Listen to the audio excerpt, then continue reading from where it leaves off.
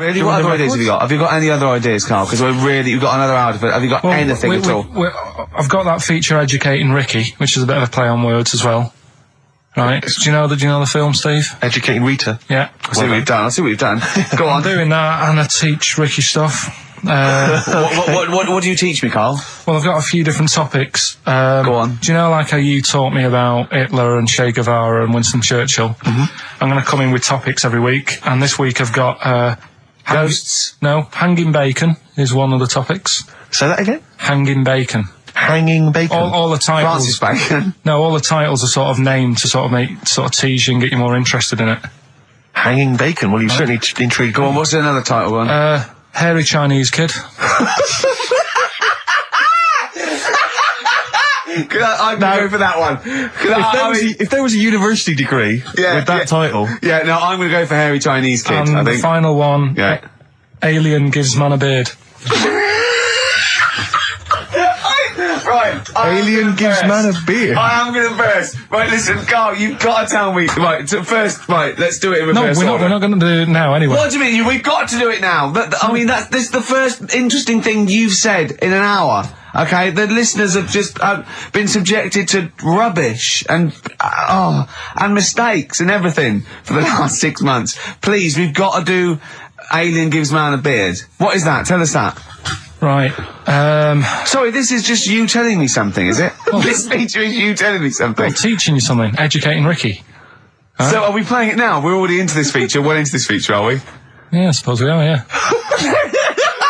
Should there not be a jingle or something? Yeah, can we have a jingle? There's no point, because look, I come up with ideas and you dismiss them straight away, so I'm not wasting my time making stuff. Right. If you don't like well, okay, let's play Educating Ricky. Right. Brilliant. Go. Right. Ding-a-ling-a-ling-a-ling-a-ling. Educating Ricky. Right, what are we going for then? Hanging the bacon, Hairy Chinese Kid, Alien gives man a beard. I think Alien gives man a beard. I'd like to do that. Right, there's this fella, I think it happened in America, and he saw a bright light in the sky. And God, if you're bored. And he stood there. This is a true story, is it? Yeah. He stood there. Yes, of course it isn't, Steve. And he saw this bright light and it came closer and closer and it was a UFO, right? Yep. And he looked at it and it disappeared, right? And he gets back in his car. He looks in the mirror. And he looks in the mirror. Yep. He's only got a beard. He hasn't. You sure it wasn't someone else who got in the car and he was still standing out there? No, right. What? And it turned out he got home and said to his wife or his girlfriend, it's a bit weird. So I just got out of the car to look at a bright light, and I got back in the car, I grew a beard, and she said, never mind your beard, where have you been for 3 days? And what had happened is... He passed out because he was pissed? No. The UFO had taken him for 3 days, but he'd only thought that he'd only looked at it, and it went away. Yeah. But what had happened is, he took him, and he grew a beard because he hasn't had a shave. Right, okay. I mean, was Will Smith or Tommy Lee Jones anything to do with this at all? Did you see this on a video maybe and thought it was an educational film? No, it's from a book that some kind person sent in to me. Here. Can I just ask again, just again, I'm just throwing this right back at you. Do you think there's any other possible answer here? Right? A man is absent for 3 days from home. He's grown a beard. The length of time that it could take to grow a beard, lest we forget. What if he hadn't actually seen a bright light in the sky? What if he was lying? What if he was lying? He got knocked unconscious. He'd had a car crash. Just lying. No, just lying. Or he was just lying. Yeah, he'd been on a bender, getting pissed for 3 days. And that was his mates. excuse to his wife. And they went, Dennis, what are you going to tell your wife? Well, wait a minute. Wait a minute. He's not going to believe I was out with you, lads. Just say you're only away for a minute. No, I wasn't away from it because of the beard. Oh, yeah, look, it looks like you've been out for 3 days. Well, we have. That's exactly. Right, okay, we've got to cover that then. Alien abduction. Great one. Okay, let's try that. Do you see? That's a little scenario there that could have been played. So, when you say educating Ricky, what have I learnt from this? Never listen to you again. That's all I've learnt so far. Never listen to you. Yeah, we'll add a little bit more in here, right? Well, no, what do you mean add a little bit more? We'll add a bit more to this, what I'm educating you about. Go on. Right? There's only a law in America that says if you touch a UFO, you're going to get done. Now, why would they make a rule? I don't know that, do you know, like, all their rules have a code? Carl, I genuinely do not know what you're talking about. Right. Do you know like how here? Do you know? I have no idea. Right. Okay. Do you know like over here? I'm listening to Capital and these headphones. I got Foxy on from yesterday. Right, let's bin that. No, wait, it's great. No, I want to hear about Airy Chinese Kid. Let's play a tune. And Okay, then play a tune. Come back with Airy Chinese Kid, definitely. Some doors. Yeah, I just thought I'd go back, take it back to the 60s. This is a tune that a friend of mine sent If me. you touch UFO, you get done. Soul Kitchen from the Doors. Shambles today, this. David Bowie, Slow Burn. Quite a Eno trilogy feel about it. Lodger and sort of low type. Yeah, but yeah, enjoyable. Now, okay. That's stressful, isn't it? I think we've got things working now. We've had people coming in and out, just shaking their head going, shouldn't have bought that desk. But it's all sorted now, I think. And, you notice how it took about 25 minutes for them to come down as well, though? Do you feel like we're maybe quite low in the pecking order in the building? Definitely. You know, it's like Capital First, Capital Gold. They can shoot off to other sort of pirate stations. People's car radios, then they come back here. Oh, dear. Oh, I had a job at Richard Sounds. Light fitting was buzzing. Now, but we've got, thanks for staying, listening. Right, okay, educating Ricky. What have we got? Airy Chinese Kid, go on. Right, yeah. This is the, I didn't want to do this. What do you think you want to do it? Well, I wanted to give you three, and I gave you one. It was like the alien man gets a beard or whatever. Yeah, which was total rubbish, so this one should be better, maybe. Hairy Chinese Kid. Right, well, we've talked about hairy people in the past. True enough. Haven't we? Yeah. You know, the little kids who grew up in woods and hung around with wolves and that. Yeah, again, you're confusing it. Yeah, they're not, there were some people that were born very hirsute. They were not the people who were brought up with wolves. Yeah. You just put that together in your Homer Simpson type mind. Right, well, this is like a sort of close to that sort of story. Yeah. But the weird thing is, right, Chinese people aren't that hairy as a nation. No, seriously, that's a well-known fact. They don't have that much body hair and stuff. Okay. So this little kid who was born over there, he was like covered in stuff. Was he? And it was only his nose that wasn't hairy. The rest of his body was caked in hair, right? And his hair sort of. What sort of hair was it? Was thick, thick hair? No, what I mean is, was it sort of like a pony's mane? So he just looked like an Ewok. You know what I mean? Just like hanging down, sort of straight, dark hair. In the picture, it looked like it grows from his eyebrow. It grows from his eyebrows quite thick, and then it just goes all the way over his head. You don't think it was just really long eyebrows that he'd done a comb over? No, it was all over his body. It had a picture of like his back and that. Yeah. And had he styled it? Had he styled it at all? Did he have it in a quiff or? No, it was just hanging all over him. Yeah. And they were like, you know, this is a bit weird happening in China, where we're not normally that hairy. That was the scientist speaking there. And the local press and that were getting him down, calling him Monkey Boy and all this. Oh. And thinking Chinese press. But the doctor, yeah. Oh, they're cruel, aren't they? It's like those game shows. Well, that's Japanese, isn't it? Yeah. And the doctor said, I was talking through all that time while we were just like talking to each other then. Because I turned round and I still saw he was talking. So anyway, the local press came in to see the hairy boy, the monkey boy. Yeah, and they were like being tight, taking the mickey out of him, and the doctor said... Throwing him nuts. Said he's only hairy. Said he's a healthy young kid. The only faults he's got is he's got a little bit of eczema and a boil. And he said everybody should just treat him the same, and I think he grew up a healthy kid. Yeah, so that's the that's the end of the story. That's not a story. Why? But I've got nothing. I don't know what to say to that. So someone in China was born slightly hairier than the rest, and he was normal apart from eczema and a boil. That to me isn't a story. But if it is, I've got a million. I mean, it's sort of like bloke from Manchester went a bit bolder than the rest, got a job on radio. He was normal. I mean, that's not a story, is it? Do you know what I mean? All right, then. Hang on. Oh, God, he's got the big guns. You're not going to give us hanging bacon, are you? Yeah. Come on, then. Right. Come on. Come on. This is it. No, this is a good one. This is the one. And this is a story, right? Do you know the saying, chewing the fat? Good one. It's one of my favourites. Yeah? Yeah. Do you know what it means? Talking. Right. Well, do you know where it came from? No.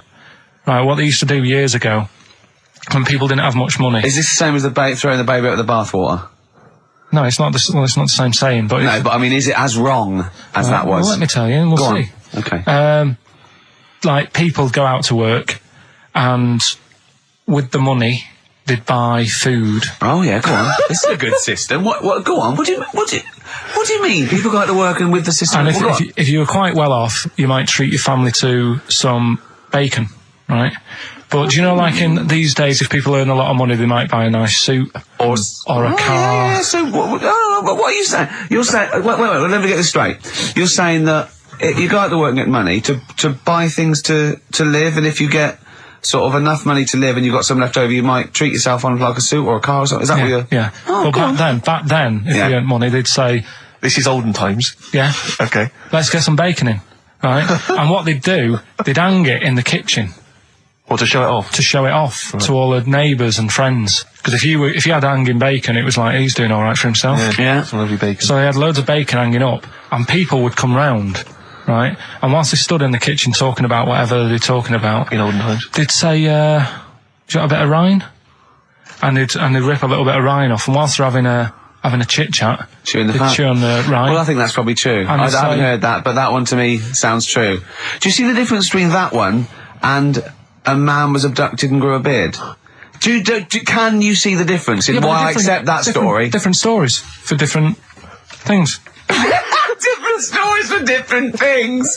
So, see, that's a nice story. If it's true, I don't know that it's true. I mean, but it seems totally possible, viable, quite interesting. I won't be quoting that myself until I've verified it.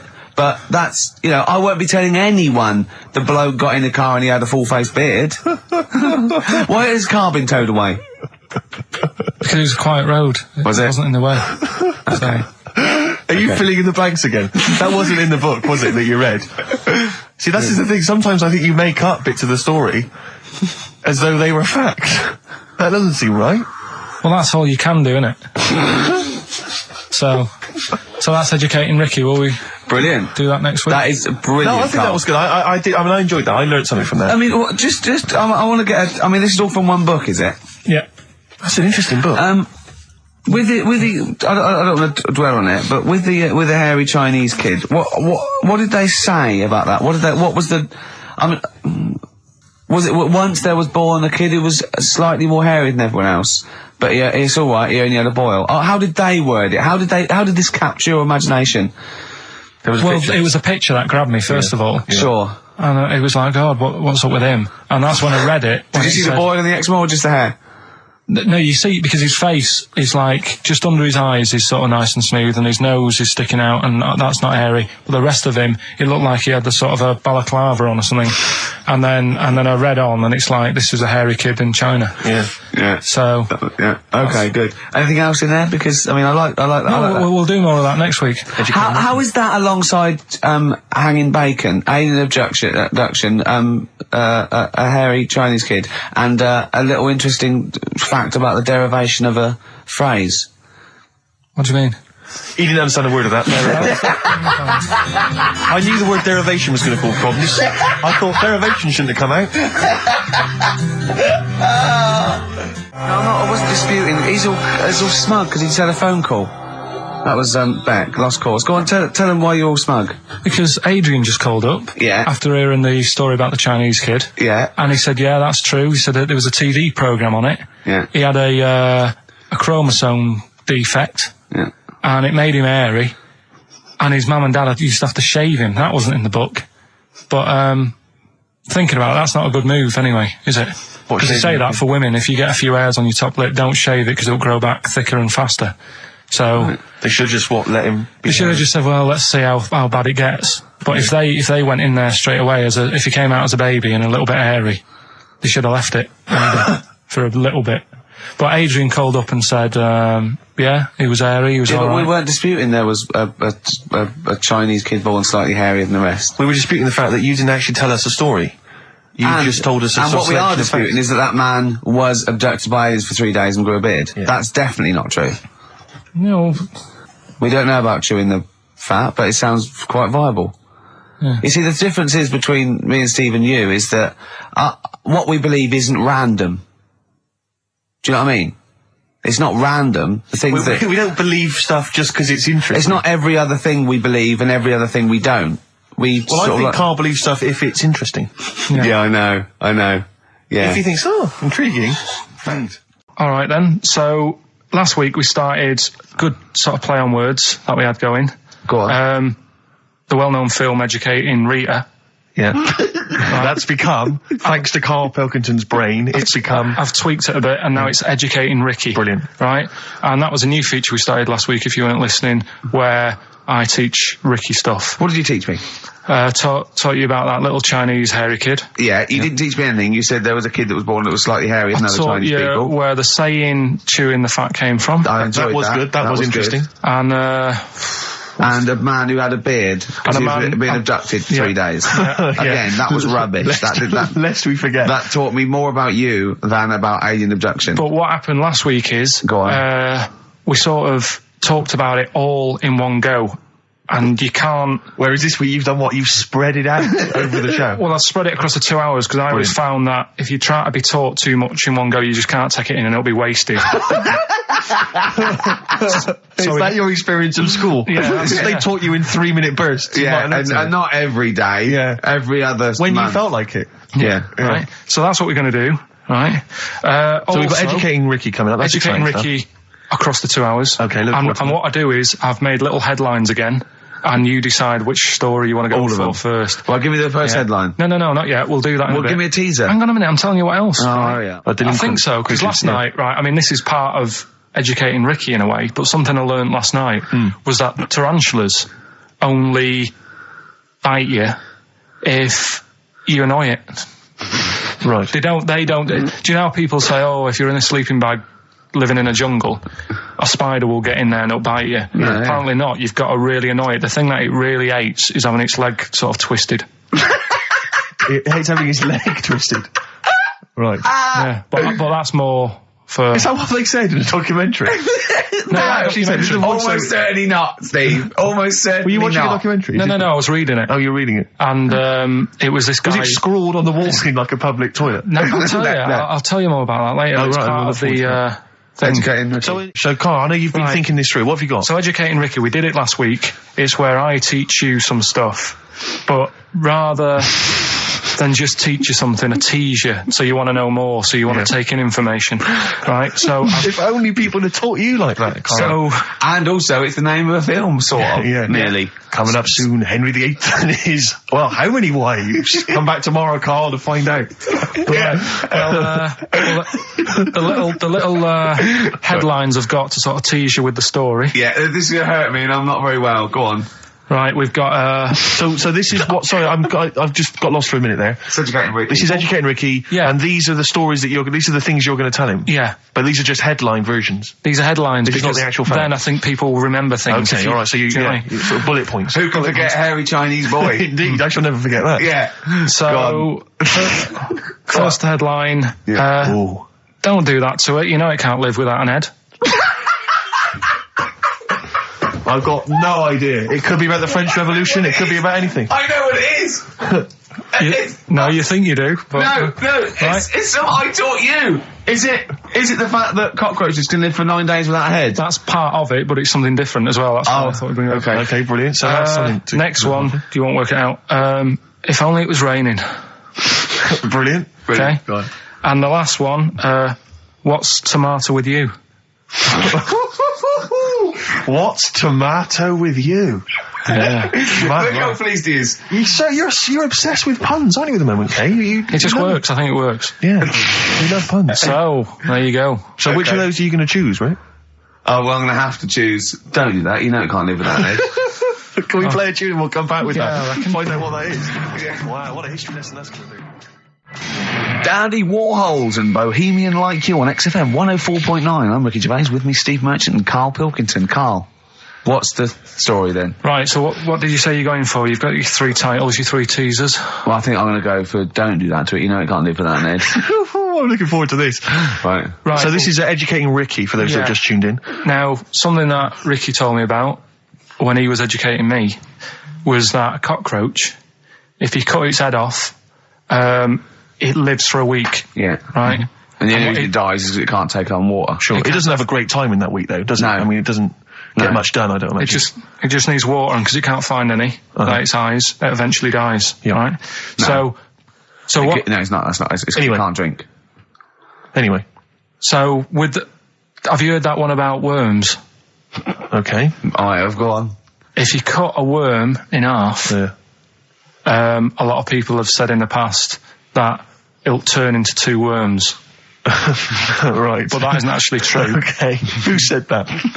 No, it used to be like, Kids at school said it on, kids at school and stuff. Yeah. So that, a lot of people think that. Don't pick him up on stuff, Steve. It's bad enough. Sure. So, but what they can do, if you get a worm, right, and you find out which end its head's at. Right. If you you've got its head there at the left-hand side, right, and if you sort of cut it in half, Right. but not in half, so there's more of its neck than the tail, if you know what I mean. Yeah. Yeah. The bit that you've cut off will sort of die, and the rest of the worm will get better. So in a way, you can cut it in half, and it'll survive, but only one half will survive. Okay. Yeah? What have you learned there? I wish you hadn't chosen that one. I know, because it's nothing, is it? Yeah, You know that joke, how would you tell a worm's head from its eye? You put it in a bowl of flour and wait till it farts. Yes. Right?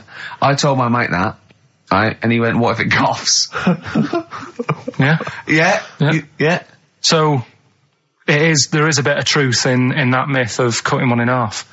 Where did you get this information? I don't understand where you get this information That was from the Fortean Times. It was like the myth about worms. Yeah. That was the big article that week. Did it take you as long to read that article as it took you to tell us just then? I like the fact that it starts off debunking a myth that we hadn't heard of anyway. Exactly. You know the big thing about cutting a worm in half and making two worms? No. Yeah. What's the other one? It's not the thing to do either, by the way. Don't go doing it. No. It's not very nice. But, it's cruel. But it can get by and if it's you do. pointless. Yeah. There's no scientific worth Yeah. in that. Well, there you go. Okay then. So the others now, you see the what others? I do. No, What's I'll the tell you others? the other titles. You're not having them yet. That's the whole idea of this. People will be driving or about to go out doing the shopping. They'll think about that now. What was the other two? Well, the other two. They won't think about that. They've forgotten No, that they will. already. They will. No, they've forgotten that already. If only it was raining. And what's tomato with you? Right, you've I'm got to looking tell- forward to that one. No, you've got to tell me tomato with you. Look what's happening. You see, you already want more education, and this is what listeners will be doing. I tell you, I wish you were a teacher. I so wish you were a teacher. Do you know what I mean? Kids would be saying, I know it's 3:30, but I don't want to go home. I want more. Yeah. And that's what I'm doing with you. I'm teaching you. Why are taking you in teaching information. me things about not to cut worms in half and what's tomato with you? Please tell me what's tomato with you, Carl. In a bit. Okay, Educating Ricky, we got two left, haven't we? I'm looking We've forward still to got these. two more. We've still got, if only it was raining. And, what's tomato with you? Coldplay. The Scientist on XFM 104.9. Right. Competition, isn't it? No, it's Educating Ricky Part 2. Oh, is it? Yep. I wasn't even listening. He's doing all the work. I wasn't even listening. Oh, and he spilled some water down that. Right, what's this one again then? Right. What's the teaser headline? Teaser headline is, what's tomato with you? Brilliant. Yeah? Go on in. How excited were you when you came up with that? You couldn't wait to come in and tell us, could you? I think it's a good one because you won't forget it now, will you? I mean, like the worm one. What's so special about the worm? A lot of people think that if you cut a worm in half, two worms will grow, but no. What happens is if you cut the head end slightly nearer the tail than the head, the tail will die, but the worm with the head will be okay. So, it's exploded a myth, and it taught me something. Right, so the second one, part 2 of Educating Ricky. What's tomato with you? Yeah. What this one's about is, ages ago. This is scientific. There's never a date. There's never a country, a location. Okay, settle down, children. No, this is A-level history. Right. Once upon a time. Yeah. When a mental place with swords was a king, forget his name, but he was a loony. So, and it was literally ages ago. Yeah. So, good luck in the exam. Yeah. Right. So, alright, many years ago. Oh, yeah, cleared that up. Go on. They thought tomatoes were poisonous. Right? Okay. Because what Hold on, are they going to be proved wrong at the end of this story? Well, Because I don't want to give away the ending, but is it something to do with their... Are they poisonous tomatoes? no. Oh, you're having a laugh. I don't believe it. But, Go on, but go on. They could have been eating tomatoes all this time. Oh, Steve, what's tomato with you anyway? Okay, so hang on a minute. What's Let's just tomato with recap quickly. Many years ago, Yeah. when people thought tomatoes were poisonous. Yeah. Go on, yeah. well, they didn't know they were poisonous then because they were still eating them. But what was happening? Well, they're not. was- But they're not poisonous. but hang on a minute. All right. And it's not. I'm just going to listen. I'm not even Okay, going to talk. okay, I'm not going to tackle it anymore. So, if you remember, years ago they didn't have like pottery plates. they had lead plates, right? What are you talking? Just let him talk. Sorry, what year is this? Let him talk. Come on. Plates made out of lead, and Right. what they'd end up doing, they'd say, right, do you want a tomato? And they'd go, yeah, all right. And they'd put the tomato on the lead plate and cut it. And because of the acid in the tomato, right, it would sort of make the lead runny, and the lead would go into the tomato, and they'd say, oh, it's lovely this, and they'd be eating it. They'd get food poisoning, lead poisoning, what have you, and they'd be really ill. So they thought tomatoes were poisonous, so they didn't eat them for many years.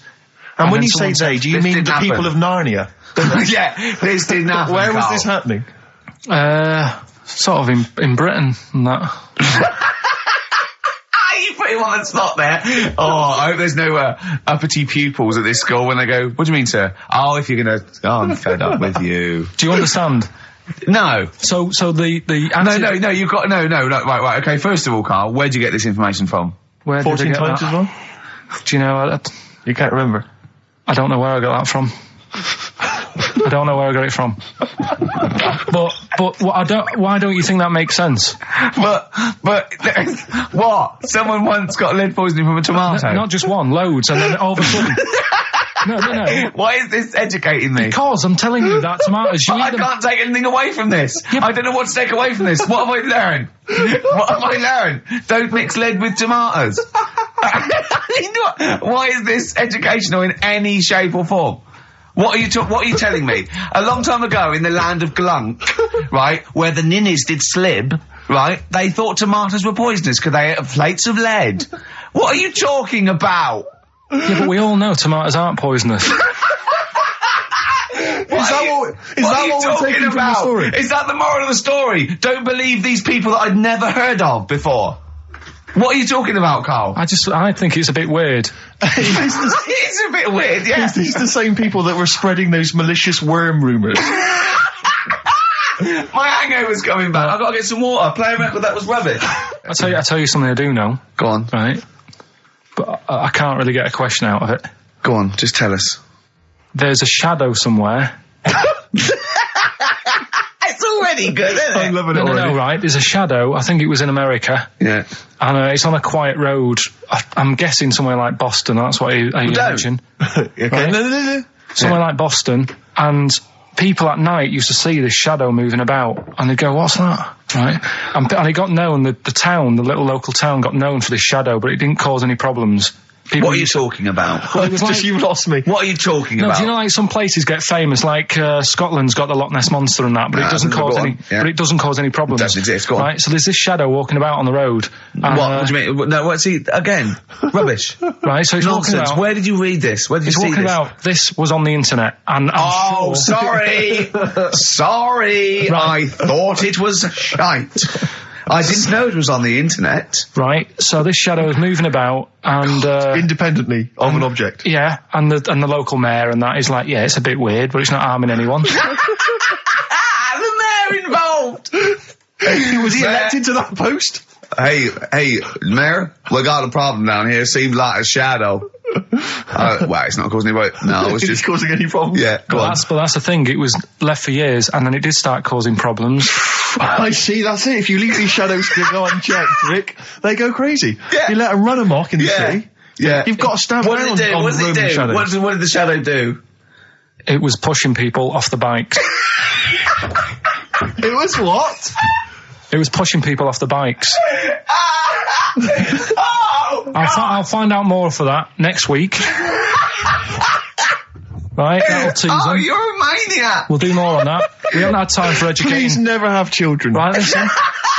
Just promise me now you'll never have kids. We haven't got time. Okay, now listen. for- All right, DJ Shadow, have we got time for to give these tickets away? Yeah, if they just call up, we'll. No, I'll tell you what. I've got a question. Right? Go on. Where does Karl think this may have taken place? If you've been listening to the show, where do you think this evil shadow has been running amok? Let us know. The number, Karl? 08700 800 1234. So, Excellent. but that's it. We are actually out of time. We are indeed. Karl, I want you to tell Steve what you told me in the week. About the snake, about the anaconda, how to... Right, this is Karl's method. He's not scared of the anaconda, the 30-foot long, biggest, scariest snake. No, you were in talking the about world. stuff, weren't you, about in jungles and that, and animals. That's what we do. Yeah. Right. And I remember reading about, say if you're in the jungle and you get tired and you go to sleep, right, and you sort of wake up and you feel something on your leg, and you look down, and it's an anaconda, right? Yes. And it's swallowing your feet, because apparently they always go from the feet up. They never eat you from the head. So Okay.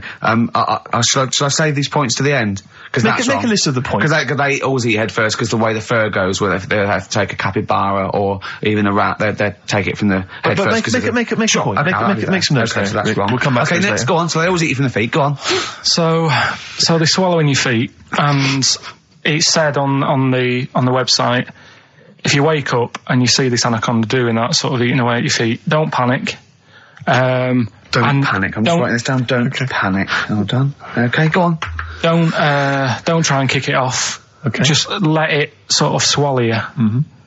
But only up to your knees. Okay. Why not kick it off straight away? Because I think it sort of gets a bit angry, it starts thrashing about, and it can swallow faster, I think. Oh, yeah. I'm guessing that bit. Okay. Just put a question mark by that. Okay, there, Rick. pop a question mark next So, to eat. so knees. yeah, so it's eat knees. So eat it up to your knees. It's up to your knees, Yeah. and then what you do is you get a knife Yeah. Okay. and you cut.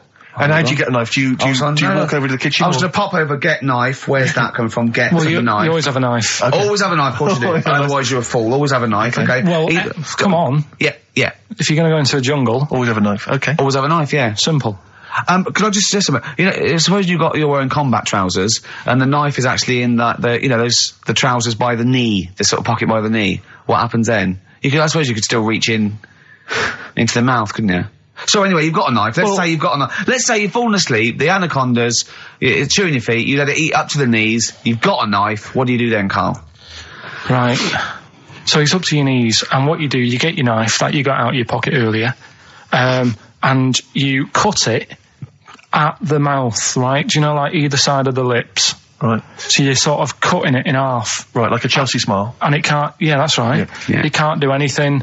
It wasn't ready for that. It can't move about because it's got, like, your legs in its mouth. And peel it off and walk away. Okay. My main point really is this, Karl. Never will an anaconda or any constrictor, python, boa constrictor, just start eating a sleeping man. He will crush you to death first. That's why they're called constrictors. They're not called gobblers, are they? Or holy swallowers. They're called constrictors. Why would he start eating something? Is that how they take down antelope? Just start chewing their leg? Oh, it's gone off. I'll tell you what, lads. They get together. The snakes got there and said, I'll tell you what, we're losing a lot of prey by just living at their ankles. They're running away. Let's crush them to death first so they can't move. Then we can swallow them. You're a fool. So anyway, right, so I was telling him this bit of information because we started a feature last week. Mm-hmm. Well, week before. So Sorry, Karl, can we just go back to the crushing you to death first? Yeah, but, well, I read it. He's won there. He's beating you there, Rick. Okay. Did it say what to do if it starts crushing you to death first? No. Did it say what to do? Supposing it had this meeting, and it started crushing you, and you woke up and it was actually round your chest. And every time you tried to take a breath and breathed out a little bit, it just tightened his grip because it can feel that. What'd you do then? You sort of tighten yourself up anyway, because I've read about that. Yeah. If one does start wrapping it around you, you sort of make yourself into a ball, first of all. and it'll wrap around you, but it's all right because you're protecting your lungs, so it can't crush you. And then you just sort of shout for help, and you shout out with this 30-foot snake. Do you know how it works? It gets as tight as it can. It can feel as tight as it can, right? With these huge muscles, right? Yep. Right. When you leave a bit of breath out, it tightens again. You won't be that out of breath. You haven't been running anywhere, so you can just go. What? And when do you get the new mouthful of oxygen? Just breathe very slowly, like you do. How? Do you know what breathing is? Do you know what breathing is? It's extending your rib cage, right, intercostal muscles between the ribs, contract like that, okay, making the rib cage expand, which pulls air in through. It's like a bellow. That you can't just breathe via the mind. It's a physical process. It's your rib cage. Well, maybe I'm special, but I can do little breaths without my ribcage. Play a record, Steve. Yeah, you're special. Play a record. No. You can't take little breaths without moving your ribcage. Can I just give you the titles, because we're running out of time? We've got a competition to do. Okay, all right. Let's just leave the anaconda discussion. Why don't you agree to disagree, and we'll see who survives if you crash land in the jungle. Right. So, what is this? What are you doing now? This is Educating Ricky. Right? Oh, good. I'm going to look forward to this. Yeah. 3 topics that I teach you every week. Yeah. Now, obviously, I should just remind people, you normally summarise each of these in a kind of bullet point heading, which you tease us with. So what have you reduced them to this week? Right, we've got Stocking, Aitken and Waterman. Stocking, Aitken and Waterman. Good. Yeah. What else have we got? We've also got, what else is it? It's not his vault. Yeah? It's not what? It's not his vault. Okay. Yeah? And we've also got Get a Lobe of This. Get a lobe of this? Yeah. Carl, they're genius. Rick will be choosing one of these after New Order. Foo Fighters and All My Life on XFM 104.9. I'm Ricky Gervais, with me Stephen Merchant and Karl Pilkington. So, just before we do Educating Ricky, this is where Karl thinks he can give me something of interest and teach me something to take away. Last week I found out that somewhere in a strange land people thought tomatoes were poisonous because they ate them with lead. Things like that. What was the other one you told me? What else was it last week? Bit of worms. Cut me off. Yeah.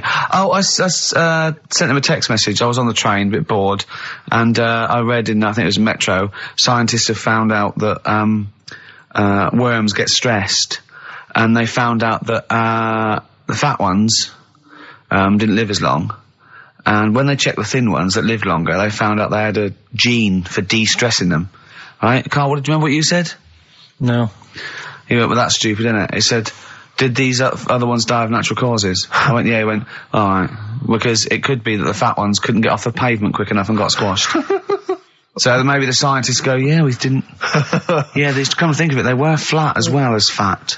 I think the reason that the worms are getting stressed is because people like Karl are cutting them in half to try and make 2 snakes. Yeah. Yeah. Two worms. Well, yeah. Well. That's the concern. He said they can't even commit suicide if they're stressed by cutting their throat. I also sent what I thought was quite interesting, that the scientists have found that the elephant hasn't got the best memory. The sea lion has, based on they've got a sea lion, and they got it back into the old laboratory 10 years after it had taught it a simple trick, and it could still do the trick. What did you say to that, Karl? I'd say they don't get up to much anyway, so if you do teach it something, it is going to remember it. Sure. Because it's got nothing else to do. Yeah. And then it also, I mean, I like sea lions, they look nice and everything, but what do they do? What was that?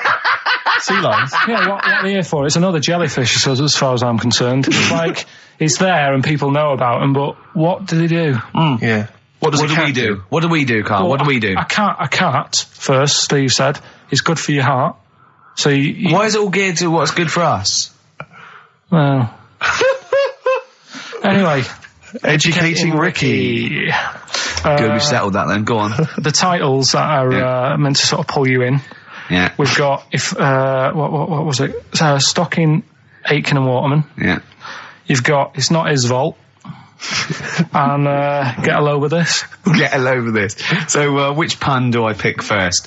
I think I'll go for Get a Lobe of This. Get a lobe of this. Yeah, get a lobe of this, yeah. Well, that's a story about a girl who she was deaf, right, for 4 years, and It happened quite a bit back this. What year? Or was it? I think it was ages ago, was it? Yeah, quite a bit back. She was deaf for about 4 years. Having an argument with her mum, it said, which I didn't quite understand, because I don't know how they do that. Yeah. But she was having an argument, and a man pushed her against a wall, and she banged her head, and her hearing came back. Okay. Was she wearing a Walkman, and it fell out? And she'd realised, there's no explanation. There's no explanation? Well, why is that teaching me something then? So I knew you'd say this, right? So I thought, right, I'll stick something on it. Do you know that bees are deaf? No, you can't just, no. If you ask someone something they don't know the answer to, they don't tell you something else. I'll tell you something else then. I can't answer that, I'll tell you something else. Imagine that, if you asked a teacher. Look, how do birds fly? Wow, if you're going to do that, tallest building is, I mean, what? Well, that was the equivalent, Karl, of running away when we asked you a question. Yeah, the intellectual equivalent of going, look over there, there's a monster. Yeah. Listen, what do you mean? What she, okay, so, So her hearing there's no came back. explanation. There's no explanation. Or you don't know. well, there isn't one, is there, really? It's a bit What, weird. did the only did thing the doctors not look into it? No, I think they just said, oh, that's good. But, so again, I don't. Where did this information? Is that if you read this on the net? Is that all they put on There the was net? once a deaf woman who hit her head and she And her could hear. hearing came back. It was bizarre things about being deaf. Was there And- three Yeah. Was there I've got that book. Yeah, it's a good book. That Was there three Yeah. more pages you just couldn't be bothered to read on? Yeah. No, it was just a little bit. And it Was there a said- little picture, a cartoon picture? No pictures, I just And read we going, it. ow, Look, ow, if I you don't can want to hear. know, if you don't want to learn, you know. Yeah. Okay. It's not his fault. Let me have it's not his fault. You got to save this. This has got to teach me something. It'll be an interesting story. Right, it's not his vault. This fella, Yeah. What year? Ages ago? Olden times. I'd say in the 70s. Okay. Would you? Any evidence for that? And, Does he wear flares in the story? Right. Is that your Just- reason? no, it's a bit like Yuri Geller, this fella, right? Where yeah. he's electric. He's electric. And, if he walks past the telly would fizz. If he walked past the radio, it all goes like that. Ooh. His hair stuck up all the time. And he'd be having a bath and everything would be alright, and then the power would sort of switch on in his body, and the electric in his body made him jump out of the bath. So... What do you mean so? What is that so? What does that so mean? You've given us nothing. You've given us nothing. You'd have to at least give us the scientific explanation. Yeah. Electric eels have 400 volts in them. Oh, is this the running away again? What was that one called? Yeah, but It's not his vault. But there's a reason not his fault. It's not his fault. I thought it was going to be something about keeping it safe. I think we should do these the other way round. I It's think you not should his tell us fault. the story and then we'll hear the pun. It's not his fault. It's not his fault. Right, let's leave it. Play a tune. Forget it. Educating Ricky. Doing it. We're not doing it. No, we are. What? Don't look at me like that. Oh, Karl, you're in a bad mood. The coral, I'm all right. dreaming of you. Right, do the last one. Do the last one. Carl's saying we're never doing this again because we don't appreciate it. Yeah, Karl, you don't know how good this feature is, mate. Right, last one. Yeah. Stocking, Aitken and Waterman. Go on then, tell me about that one. What's that? What am I going to learn from this? Right, well, do you know the saying, put a sock in it? I like it already. Do you know the saying? Yeah. Right, well, do you know where it comes from? I assume it's shut up, so I'll stuff your mouth with a sock to shut Well, you up. Years ago. Yeah. Sorry, am I right? No, not really. Ages ago. 1970s? 50s, Okay. I'd say. Do you know the old... I'd say. do you know the old gramophone? Yeah. With the big horn on it? Yeah. Yeah. Right, well, those stereos didn't have a volume control on them. Right? So they'd be listening Oh, to so you the put a album, sock in the... and you'd mute. put something like a sock. That's a real one, you see. That's taught me something. That's good. That's excellent, Karl. That is the only one that counts, like chewing the fat, if they're true. I'm assuming they are. It works. It's of interest. I haven't got it verified yet, but that is educating Ricky. That's brilliant. I will say the other two were more entertaining. So, you know, Do you understand the distinction, though, between that one and Electrical Man? and, or I've hit my head, I can hear you, Mum. Yeah. Can you see the difference, though? Or are all Not three... really, because when I read all three, I took something away from all of them. What did you take away from the Electrical Man? I just thought, imagine that. Imagine how annoying that would be. But that's not education, is And it it's really? not taking anything No, but away. Think about it, right? We take our lives for granted all the time, don't you? You get up in the morning, it's like, oh, I'll get up and walk for a shower. Some people can't walk, right? Yeah. This guy, he can't even have a, you know what I mean? It's nice to have a bath, isn't it, when you got time on your hands and you can relax. This guy can't even do that. He might be alright for a bit, but he's not really enjoying it because at any moment it could strike. Yeah.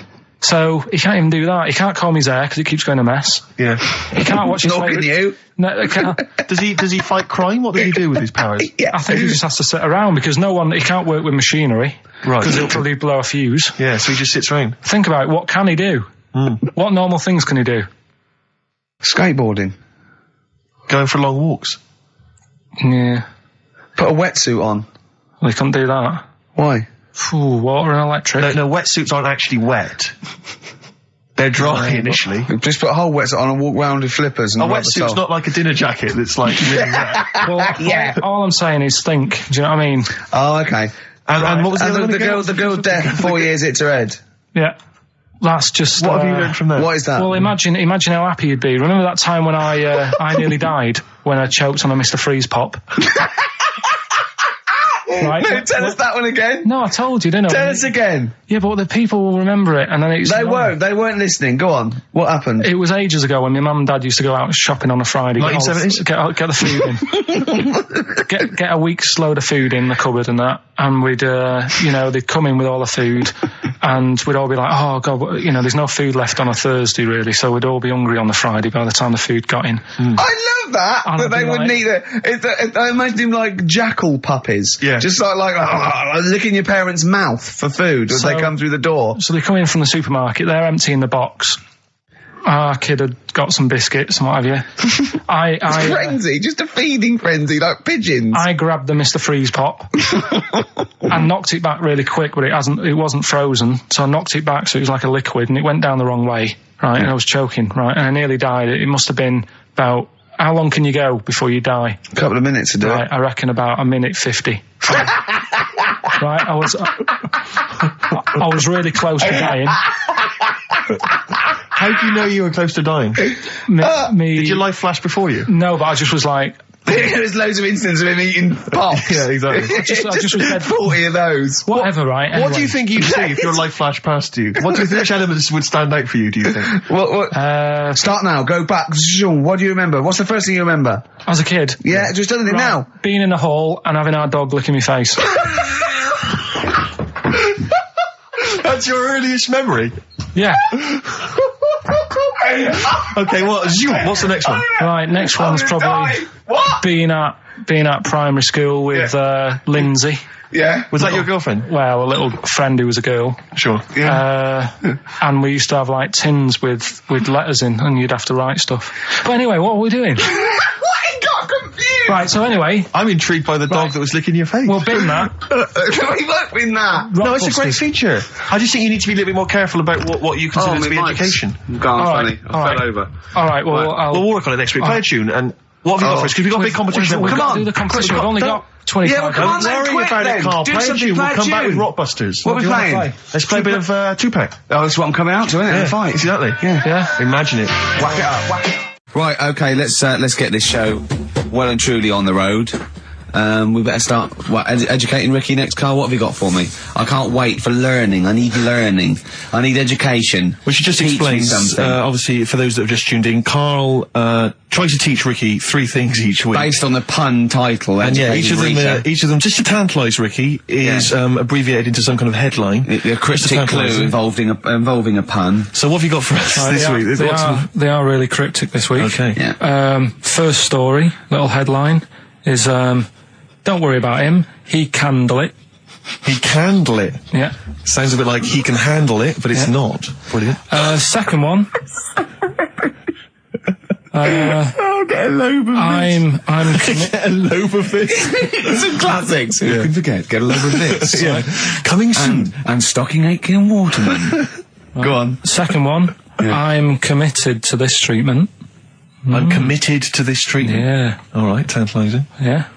And the last one, the police are causing a bit of a stir. The way he looks when he says it. I wish we could see. Can't we get Karl on telly? There's got to be a way. We cannot. With all the cable channels, anyone can get on telly these days. Let's phone up. Let's get you on Choice or something.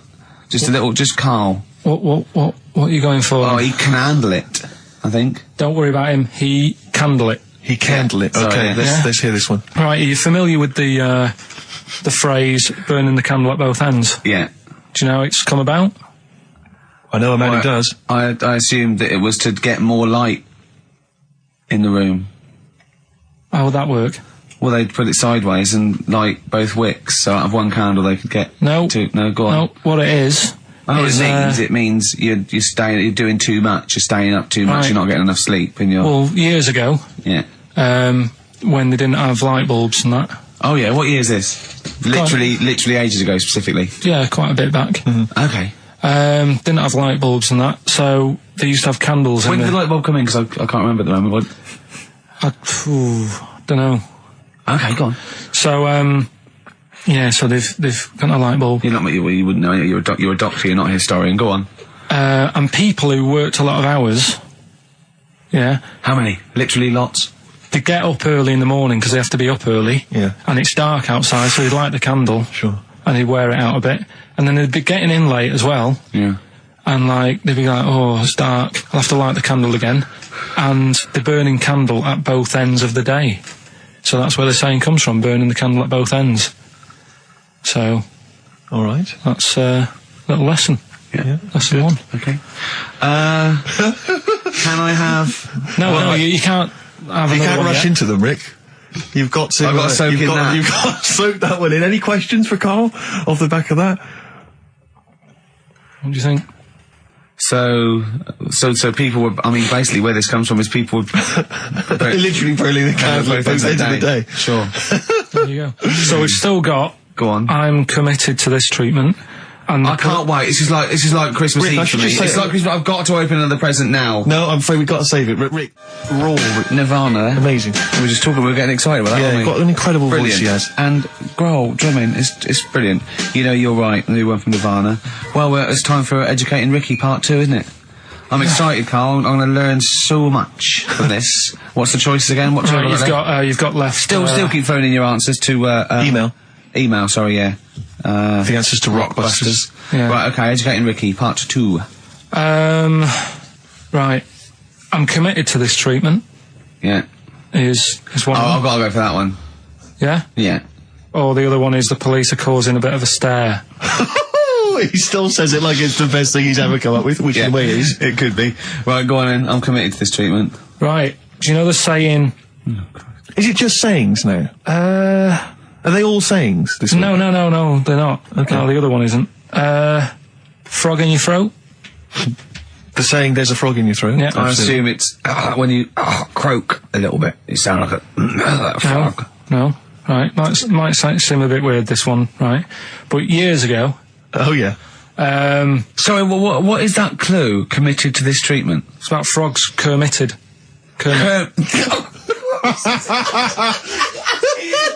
Probably works better with a K and an ER written down. Well, also, if you pronounced it Kermitted, yeah, but not committed. Committed to this treatment! Right, go on then. That's genius. So, yeah. Well, what? You go to the doctors and you go with throat hurting a bit. Right. And what they did ages ago. What year was this approximately? We are going back quite a bit with this one. Oh, okay, go on. And the doctor would say... did history. Imagine years ago, go on. And the doctor would say, right, keep your mouth open and you need to look at your tonsils. And the jaw would ache a bit, because they weren't as quick back then, because they didn't have the technology and stuff, and they'd have to, stare at it and study it and stuff. And, they get an achy jaw, right? Keeping their mouth open. Yeah, you get, yeah. You eat a Mars bar or whatever. So, they'd sat there, and they used to always close their mouth, and it used to annoy the doctor, right? Oh. So what they did, they used to get a toad, right, and put it in the mouth. Rubbish. Okay, keep talking.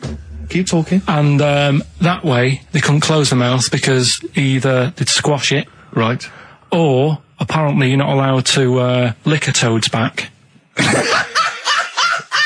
So the doctor would have them for breaking the law? No, but it's poisonous, right? A toad's back. You should never lick a toad's back. Or put it in your mouth, really. Oh, just stop for a second. Wait. What? Can I just ask one question? Go on, yeah, just ask one question. I've got a few, but go on. Sure. My initial thought is, it sounds like a brilliant bit of sort of medical knowledge there. It's a great idea. Yeah. My only thought is, how does the doctor see past the toad? Yeah. Your tonsils? What's he actually looking at with the mouth open? Surely the toad is in the way. Hopping around in the way? It didn't say. Sorry, and my first question is, was this on the internet? Yeah. Yeah, okay. Carl, that is bollocks.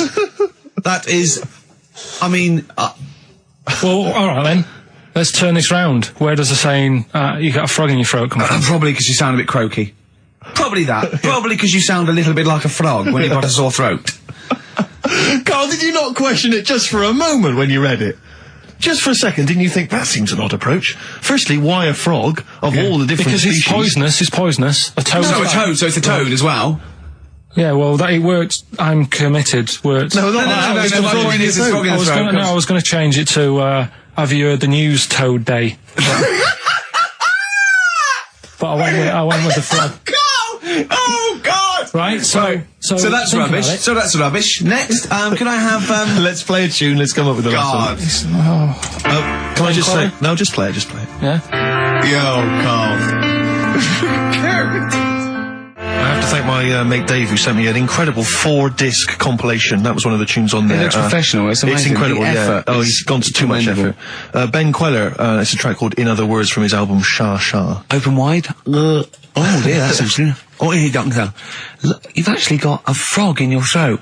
I didn't get there. I put it in there. That's the most ludicrous story I've ever heard, Carl. Why don't you think when you read these things? I think there's always going to be a bit of truth in all of these. I mean, that fella called up, didn't he, and said, I'm not sure about the, putting a frog in your throat if you've got, problems with your tonsils or whatever. But he said years ago, if someone had toothache, they'd get hold of a frog and strap it to the face. Yeah, sure. So maybe down the line, maybe they did. Maybe they did do I think Caligula made his emperor a horse and emperor as well. But I mean, well, what about the frog thing with a poisonous back? It's rubbish. That's true. No, the toads have the secretions in the Why? But they didn't put it in people's mouths. No. So, well, I'll tell you why. When a badger or a heron tastes the toad, it's horrible. Ugh. The toad might die, but it's for the good of the species, because then think how many toads looking like that heron could eat in its lifetime. So the fact that one toad sacrificed itself, all those other toads in that heron's manner will be safe. Why? I mean, we've talked about animals a lot on the show, right? Yeah. And when God made a toad, sure, right? Okay. Well, I'm going to stop you there. I'm going to stop you there. Straight away. Don't. Just let him carry on. Right. Okay. Like, there's annoying things out there. Jellyfish is a big problem with me. I don't understand what they do in the sea and stuff. Right. Right, but we'll leave them. Got right? a problem for me, but go on. We won't talk about jellyfish. No. With the toad, right? If it's to protect itself. Yeah. Right, now it's not to protect itself, it's to protect its species. No, yeah, but that, surely, right, if the toad had a choice, if God said, right, what I'm going to do for you, you can have something like a lobster's got claws, big claws, to have a fight. Or I can give you something that if someone's having a go at you, you've got to try and persuade them to lick you back as a defence. Yeah. What use is, right... Oh, God's... Well, I'll tell you why. What is God The fact that there are still toads around is a testament to that defence working. That's all I'm going to say, okay? If the toad had died out, you'd have a point. But they're still around. It works, alright? And don't start slagging God off. He's got a lot on his plate. Basically, I think he took on too much. Particularly in 1 week. Exactly, it was crazy. Danger High Voltage, Electric 6, XFM 104.9, I'm Ricky Gervais, with me Steve Merchant. Carl's getting all flustered because I put an elastic band around his head. And we've had a definition of... Well, hang on a second, because there's an update to that, Rick. Go on. We did just have one definition here of a frog in the throat. Apparently this has come from some internet site, so who knows how convincing it is, but it says frog in the throat, meaning suffering from temporary hoarseness, needing to clear the throat. Origin from the Old English frogger, meaning hoarseness. That's from Chris. Now that sounds slightly suspect to me. Why? But frogger? I mean, it seems odd that it would derive from that when it so clearly appears to be you sound like a frog when you have a sore throat. Yeah, but the word frog could come from Frogger, because it sounds like it's croaky. Wasn't Frogger a game you could play on the on the Spectrum? That's a great game. But listen, hang on, there's an update to that, because just to common frog, of course, Rana temporara, that's the Latin name. Well, your toad is Buffo Buffo.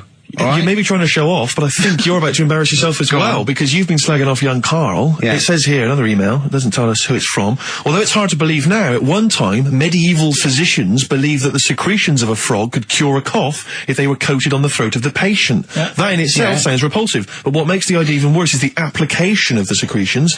Instead of painting the treatment on, something which may also have seemed rational, a live frog was placed into the mouth of the sufferer, where it remained until the physician decided that the treatment was complete. Right. Apparently Shakespeare's son-in-law, that's a question mark, I don't know what that means. Anyway, it's no wonder that today a froggy or croaky attempt at speech is said to be a frog in your throat. So, you can see that what's happened there is Karl's misread or been slightly misinformed about a medieval practice. In a sense, you're both winners, just for taking part. What's your final one, Karl? The final story is, the police are causing a bit of a stir. I can't wait. It's about this fella. I think it's in England somewhere. Yeah. Don't know when it happened, but literally ages ago, or basically, well, it's when they were trying to crack down on like drunken people walking about in the street. Oh yeah. And they found this Saturday that one. And found this fella, and all the local people were saying, "Oh, look at him wandering around. He's drunk and what have you." That's not right. Get the police in. He got arrested and that, and they got him in the court. And the judge was there, and he says, "So you know, what's all this? What's going on? What are you doing wandering about when you've had a drink? You know the rules. You shouldn't be doing that. You had a glazed expression on your face. Blah, blah, blah. What do you have to say for yourself?" He only had a glass eye. So he had two glass eyes? No, he had one. But that was, they were about to sort of lock him up. Was he a bit pissed up as well? Well, he was pretty livid. But was he also drunk with the glass eye? No, that's the weird thing. He wasn't even, he hadn't even had a drink. So they just thought, because he had a weird stare. Because his eyes were all glazed. Yeah. Where'd you get this from? Why are you telling me this? Yeah, but why are you telling me this? I mean, thank you, because it's, you know, killed a couple of minutes, but why is this educating me? What are you telling me here? Because there's a bit of a thing there, a bit of a fable, that don't always judge a book by its cover. Yeah? So, the guy, he hadn't even had a drink. He'd probably just been shopping. Yeah. Walking down the street, and everyone's like getting involved. Like, what's he doing? Hang on, I don't understand. He's walking down the street, happens to have a glass eye. He was doing nothing else to suggest he was drunk. You don't pick people up just because their eye looks like that. But even if it happened, why are you telling me? With no particular detail. I know this, that we're going to get. It's not enough information. I know, yeah. No, there's a bit of a lesson there, educating Ricky. Just watch what you say. Don't always jump to conclusions. The only education I can take from that is that if I ever do become a policeman, I shouldn't just arrest people because they look a bit drunk. I should just tap their eye with a pen. And goes, oh, okay, on you go. Well, on you go, yeah. Guys, can I just stop you there? I'm just going to email Richard Anderson and tell him I agree. Right, listen, we're running out of time and that. Where does the phrase frog in the throat come from? We've got it here. He's been told us. Can we play a tune and come out with that? Have we got anything lined up? 104.9 XFM, Ricky Gervais, Steve Merchant, Karl Pilkington's pressing the buttons. Yeah. We're playing some great moments from the last 3 weeks. And some great records, Steve, from the last 2 weeks. That's true enough. Yeah. We're not actually here today. What are you up to today, Rick? It's 8 hours earlier, so this is about 2 o'clock probably. Mm-hmm. So it's about 6 o'clock in the morning. I'm still in bed, mate. I'm asleep in me hotel room. Now, where are you? We're in LA. Los Angeles. Yeah. City of Angels. Yeah. City of Angels. Yeah. And so that's what we're doing. We're doing stuff like that. That's why we're not here. We're not here next week either. So next week is the best of this week. All right. So here's the first bit. Where are you going, Lanzarote? Yeah. Where's that? I don't know. Suzanne sorted it out. I said, Lanzarote. I said, is that Africa or is it Spain or Portugal? Just thought you don't know. I went, what do you mean don't know? I goes, well, what's the currency? He went, don't know. I said, Suzanne booked this one, did she? Yeah. I thought, where is it? Is Lanzarote African or foreign? Somewhere foreign. I was looking last night, and doesn't look that good. Like one of the highlights of the things it says you've got to do is go and have. Apparently, they've got restaurants in caves, and that's like one of the things they say you must do. So, if that's a highlight, do you know what I mean? Right. So I'll do that. Go and see what that's like. Yeah. When you're on the beach, Carl, do you wear the very, very tight Speedos? No. Do you walk around with them? Sort of longish shorts, t-shirt on, probably with a sort of a light shirt on top of that. Right, sure. So quite wrapped up then. Covered up. Do you wear a hat? Because obviously the bald head, there's risk of sunburn.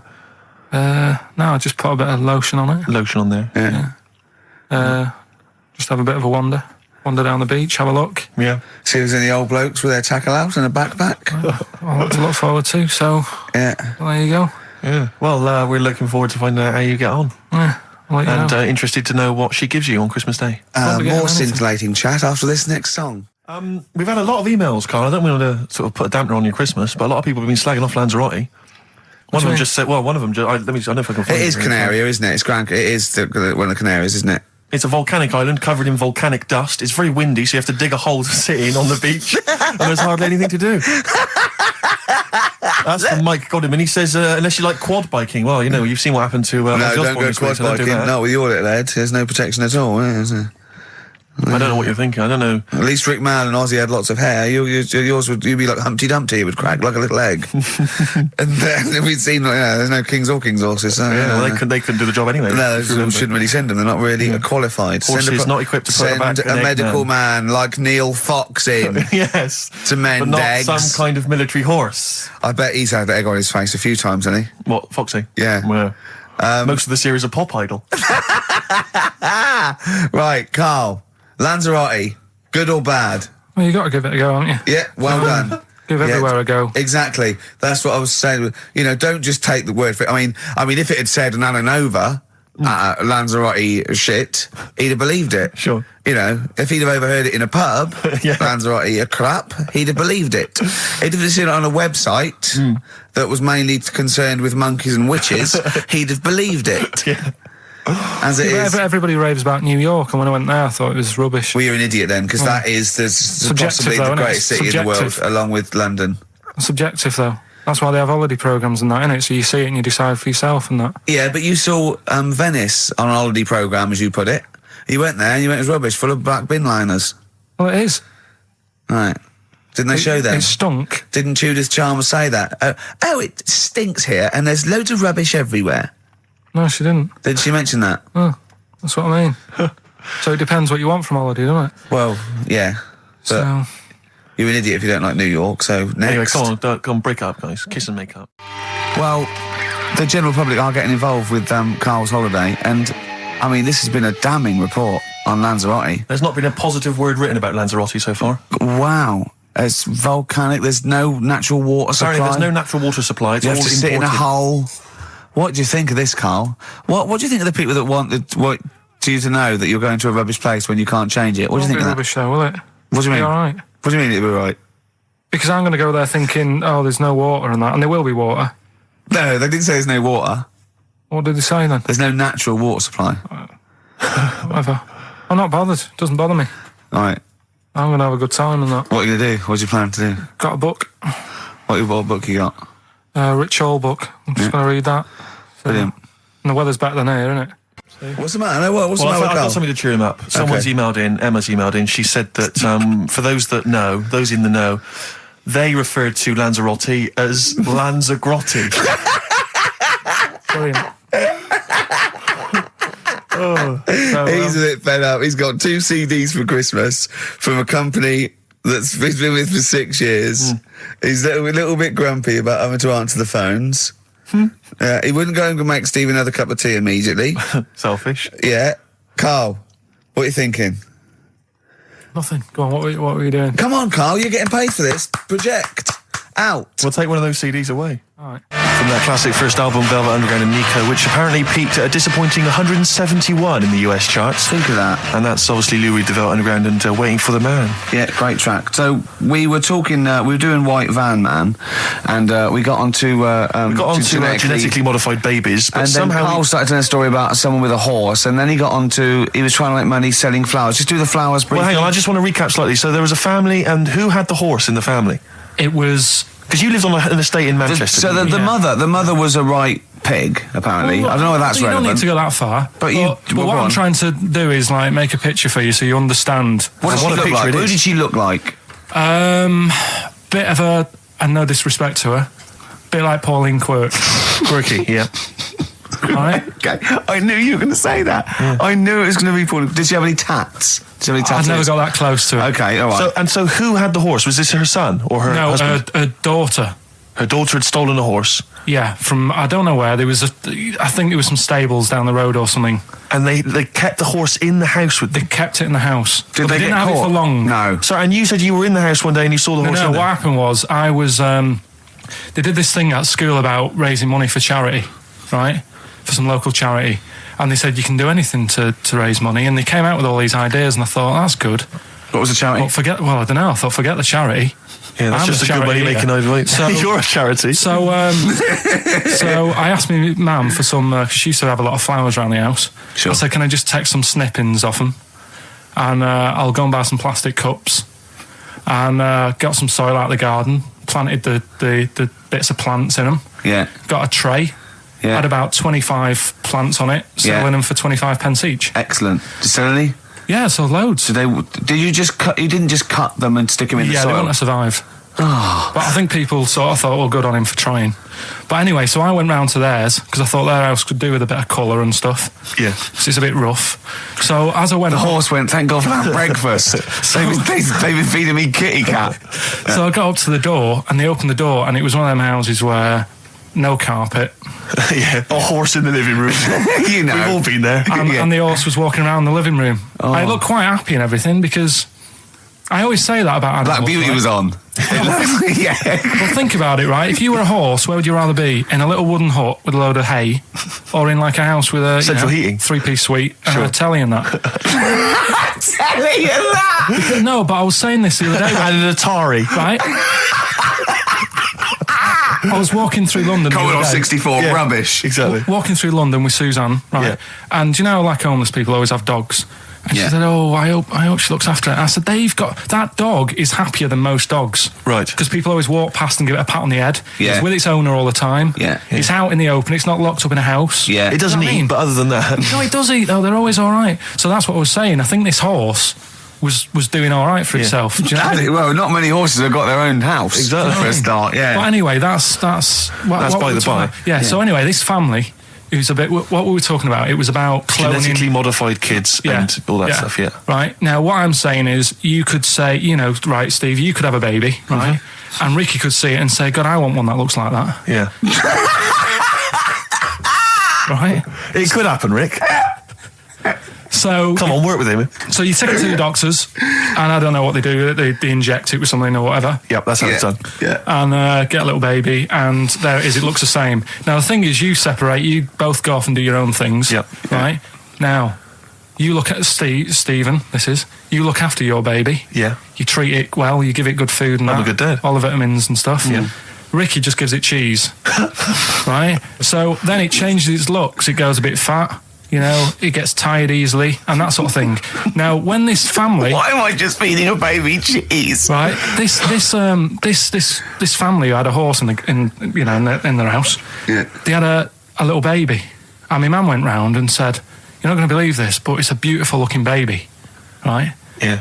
And I was like, well, And the weird thing is, it was a good-looking kid, but as time went on, they didn't really look after it. And I'm not saying like abusing it, but it used to run around. It used to play out till like 10 at night. Yeah. It used to chase cars. Right. It was a bit. Did it have hooves? Yeah, no. Chase cars. Right. What sort of kid chases cars?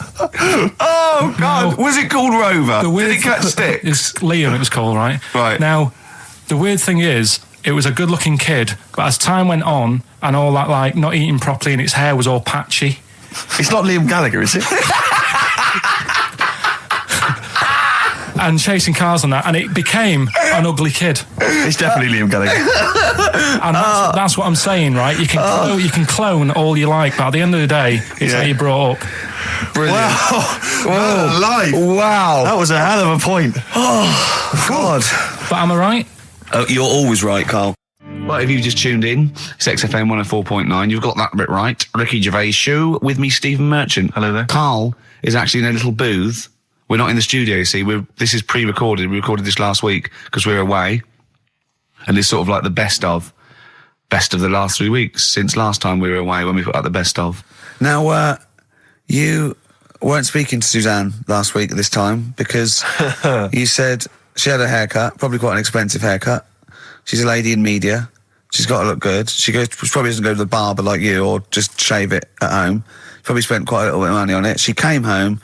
She thought, well, my sweetheart, my lover, my sweetheart, you know what I mean? The man in my life is gonna love this. Well, he adores everything about me. He's gonna love my hair. She walked in. Hello, Carl. All right. You look like Dave Hill from Slade. Is what Hugh said to the poor woman. And then talked about it on air. She was furious about that. So what did you do? Carl? She did listen, yeah. She wasn't happy. And she heard you slagging her hair off? Yeah. Well, what so this is probably annoying her now. Well, no, it doesn't matter. We can do a lot today because she's at work. So, and of course, no one's going to tell her. Let's have a chat about a fat arse, shall we? Let's get it all done. Oh dear. You are in so much trouble. That's look, he's realised he's a little bit worried. Oh, didn't you go and buy her a coat or something? Took her out on Sunday and treated her to a new coat and that. Yeah. But I offered, I said as well, I said I'd pay to have it done again. Oh no! Carl, you have, oh God! Oh my Christ! So she listened to the show. What did she say? You got home, she'd heard you slagging her hair off. Imagine that. He thinks that's a good thing. So like, we've won the polls. Brilliant. What are we doing? Well, you can have facial surgery now, love. It's sort of like, it's just, Christ. You offered to have it done again. Unbelievable. Yeah. But I got home and she's like, being moody with me, right? Yeah. You thought something's wrong, she must have listened to the show when I was slagging off her hair. Well, his first thought was she's probably looked at herself in the mirror. She agrees with me. Yeah, that barber's been round again. Yeah. And she just said, that wasn't very nice of you, was it? Oh. So I just said, hang on a minute. I said, that's what we do on the show. When I'm slagging off, Chinese people looking old or whatever, I said, you never interfere. Sure. I love the fact. She's got to get her priorities right. I love the fact that she's in the same queue as a billion people you've never met. Yeah. That's fantastic. She's in the same queue. Well, you didn't complain when I was slagging off. Carl, I don't think Carl has ever admitted he might be in the wrong. Ever. Certainly not to you or I. So did you admit... That is so true. Isn't it? That is so true. He's never admitted that he might be in the wrong. So did you, in this instance, agree that maybe you'd overstepped the mark? No, I just said she took it badly. Do you know what I mean? It's only a haircut. Yeah. Yep. Well, Steve, you haven't seen it, so you can't start interfering on this one. No, okay. No, I haven't seen it, but I very much doubt she looks like Dave Hill from Slade, who, if unless I'm mistaken, used to cut his hair with garden shears blindfolded. Well. So, you know what I mean? And did her teeth stick out and she started speaking with a Brummie accent as well? I've got used to it now anyway. So. And so did you bought? So at some point you came crawling back and you said, "Do you want me to buy you a coat?" I just said, let's leave that. Let's go out and have a good weekend. Sure. But get your hat before we go. And treated her to a new coat and that. It's a nice coat, so it takes people will look at that rather than looking at the head. So if does it do flash? It's got obscenities across the back. If anyone who knows Carl's girlfriend is listening, tell her. And maybe you're a work colleague and you're listening to the show. Because I think this is terrible. Get her to phone him now. Get her to phone him now. I mean, forget the phone on the XFM number. What's the fat ass complaint line? Because you are in deep shite. Just animal facts. I remembered one in the week. Go on. There was, do you know them two gay American men who have tigers? Okay, the two gay ones, yeah, go on. Two possibly gay guys. Yeah, let's not worry about libel law anymore then. If you shave a tiger's head... Whoa. Right, okay. You've got to treat that sentence with a lot more reverence than you did. Think what you're saying. If you shave a tiger's head... Not just its head, its whole body. Sorry. Sorry, yeah. So I thought you were getting weird. Go on then, yeah, if you shave a tiger, yeah, go on. It's still stripy underneath. The skin's... Is it like rock? It goes all the way through. Yeah, that's amazing. Where did you hear that one? I remembered that. Like, I was that a drunk just shouting it in the street? I shaved a tiger and it's still stripy. Get out of here. Yeah. Well, you know a polar bear? Polar bear's skin is actually black, and its fur is transparent, not white, and it gives the illusion. So it gets all the radiation possible from the sun, but it's still camouflaged. I didn't understand that, Rick. Sorry, you lost me. If its skin's black, a polar bear's skin is black, and its fur is translucent, and its fur is translucent. So why is it white when we? Well, it's just because the light hits it and the sun reflects on. Yeah, and it makes it look white. Yeah, so if you look at each individual hair, it's actually translucent. So at night it would be black. Well, everything is. Is it? Yeah. Oh, not bright stuff, Rick. You've embarrassed yourself. Play a record. Right. Okay. Are you in a film this week, Carl? We're doing that now. Yeah. Go on. Get it over with. Hang on a minute, then. Get it over with. Let's get this show over with. We can go home. You can go off to Lanzarote and sit on some ash. Some charcoal. He's not happy about that. That's annoyed him. The listeners have all ganged up on him. Yeah. XFM giving him 2 CDs. We've had more calls for his resignation this week than ever before. What do you think of that, Carl? What do you mean? There's another reason. Do you know what I mean, though? Because he's grumpy. He's not just giving it. He goes, well, I can't help it, can I? I don't want it. You're being paid well to do a job. People have tuned in to be entertained, to have good songs. Me and Steve are working here. I'm pressing the buttons. I'm paid to press the buttons. That's what I'm doing. Has every CD started on time? Then why would they give you Monday off if you just paid to press the buttons? Don't get every other Monday off, do I? So have you stopped doing that now, have you? Well, yeah. Why? Because there's work to do in that. I'm not moaning about it. Let's get on with it. So it's you in the film Scrooge. Yeah. Which version of Scrooge? The old one. Is it? If it's just you moaning with bells, I'll be annoyed. Right, that is essentially Scrooge. Yeah. Right, Scrooge, listen to this, and then there's some question at the end, and you can win some stuff from that. Yeah. All right. Yeah.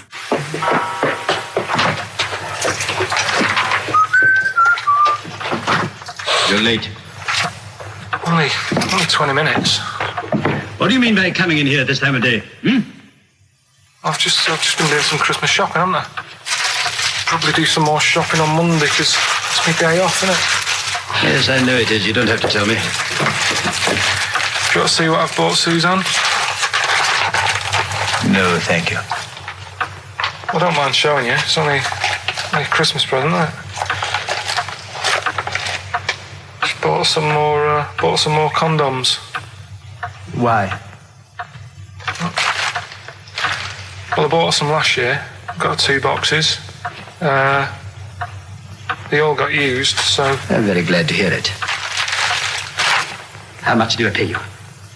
Why are you asking? The presents I buy has got nothing to do with what I earn. Like I say, if I won the lottery, I wouldn't go mental on her. Do you know what I mean? I probably wouldn't even tell her because I think she'd want to travel around the world and all that, and I'm not into that, to be honest, so I'd probably keep it quiet. Why? Well, once you've been around the world, where do you go next year? Each to their own, though, isn't it? You know what I mean? Well, what do you want? What for Christmas? Not that fussed, really. And you, it's just as well I'm not that fussed, because do you know I do some work at XFM? Do you know what they're giving me for Christmas present? Nothing? No, might as well have been nothing. 2 CDs. That's it. I was well fed up. I'm sure you will. They give you a list of about 30 albums and you get to pick 2 off the list. So I've gone for Kings of Leon album and the best of Bob Marley. Mr. Marley has been dead these 7 years. In fact, he died 7 years ago this very day. Did he? Do you know what sort of donuts Bob Marley likes? It's not my business. No, it's not a proper question. It's an old Peter Kay joke. He likes the ones with jam in. Did you get it? Garlic bread. It's good, isn't it? Excellent. Oh! Carl, well done. Carl in Scrooge there. The only man more mean and depressed generally than Ebenezer Scrooge. Oh, dear.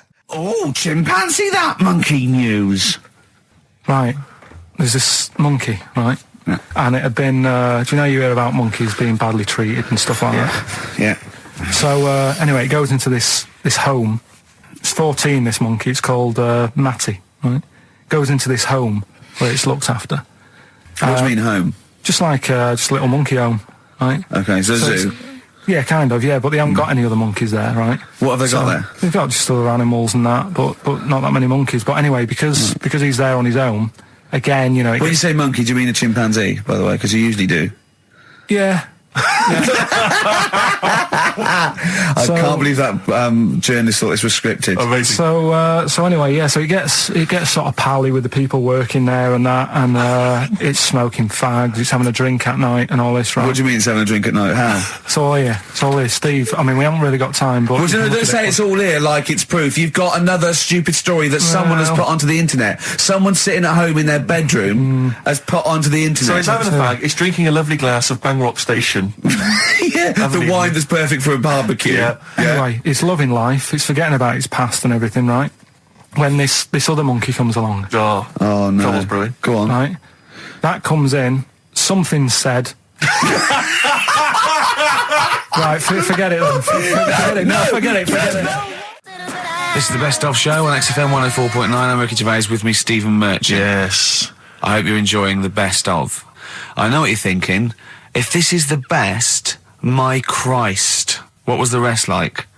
Well, we'll be back in a week's time, so you can judge it for yourself live. But anyway, in the meantime, this is one of the best clips I've ever heard. Oh, I'm laughing just thinking about what it might be. Feel drained today.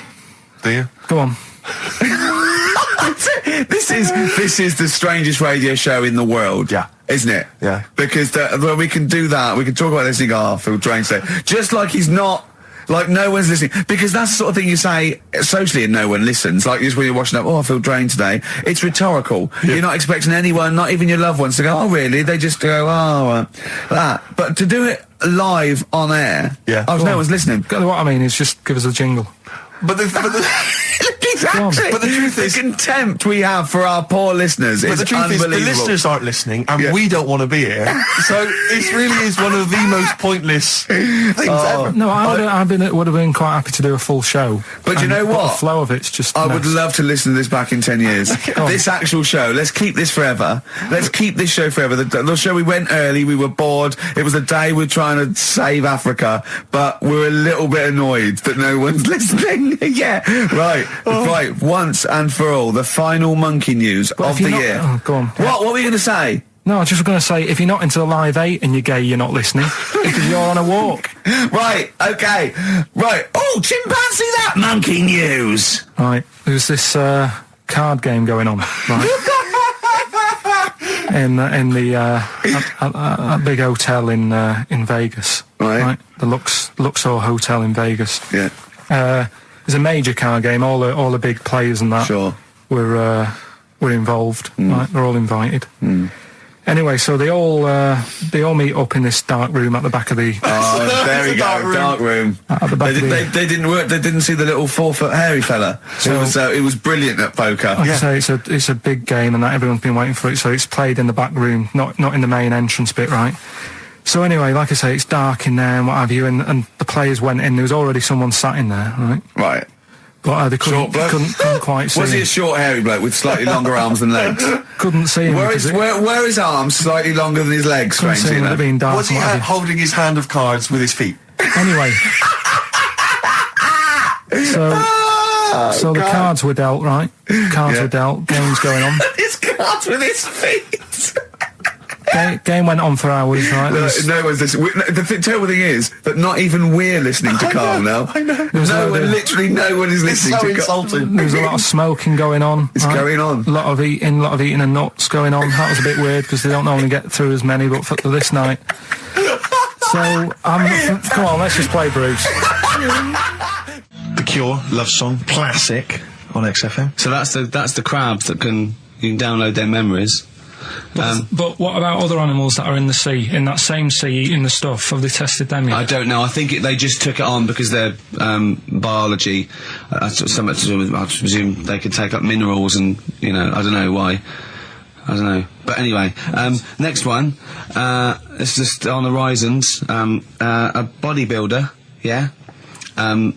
This is freaky. Married another bodybuilder, right, and they're pregnant, and they had these tests, and the baby was very large, but it was causing it pain, right, in the thing, right, and after this it's almost bizarre, and after the female woke up pregnant after 7 months, and the baby was walking around. No, it forced its way out of the vagina. Oh, no way. Yeah, it forced its way out. And it was almost had super strength. And it was pulling her along by the umbilical cord, and and it was a stone.